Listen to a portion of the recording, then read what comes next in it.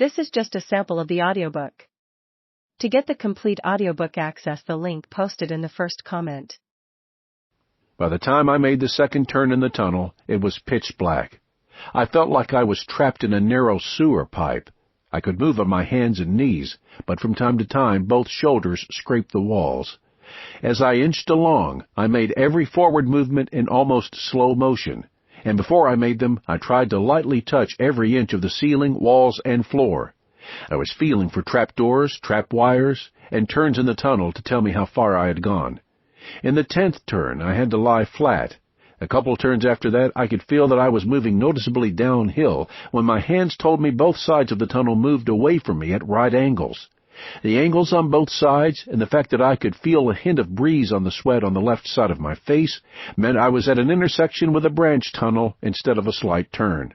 The breeze also meant the tunnel had another opening. The possibility of another opening could mean the guy I was following was gone, or it could also allow someone to get behind me. That was when common sense bit me on the butt, and I decided I had gone far enough. I was lying there thinking about backing out when I thought I heard a scraping sound and felt a vibration in the floor. I went absolutely still for a few minutes. While I lay there, I was almost certain that whoever else was there would hear my heart beating on the ground. Then, as slowly as I could, I gathered myself onto my knees and unsheathed my combat knife. The .45 was cocked and locked, but I was afraid to use it because I thought the sound of unsnapping the holster or taking the safety off would give me away. The sound I thought I heard and the breeze I thought I felt were both to my left, so I put my left side against the tunnel wall and pulled my head back just inside my branch of the tunnel. I knew I was positioned just right when I lost the breeze on my cheek.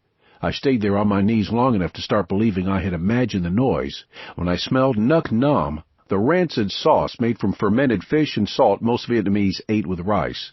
I immediately covered my mouth with my left hand and tried to breathe slowly through my nose. If I could smell someone else's breath, I was pretty sure he would smell mine. I held my breath while I moved to the middle of the tunnel, and I gripped the leather handle of my knife with the point forward as hard as I could.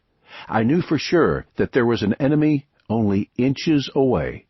I also knew we would struggle in the dark until one of us was dead. I had that thought in my mind when a solid blow landed on the left side of my face, and I started the wrestling match of my life. The hand on the left side of my face told me exactly where the enemy was. He was to my left, and I knew it was a right hand because the thumb was near my eye. I looped my left arm over the top of my opponent's right arm and locked it in my armpit and jerked it toward me. At the same time, I drove forward, intending to stab for the chest or throat with my right hand, but somehow I had lost the knife. I jerked up on the arm I had trapped in an attempt to dislocate the elbow. Then I delivered an open-handed palm strike to where I thought the head would be.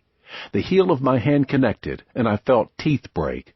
I kept battering the head, driving it down and away from me, while I drove forward on my knees. We surged forward about 3 feet, and then we slammed into the far wall of the intersection.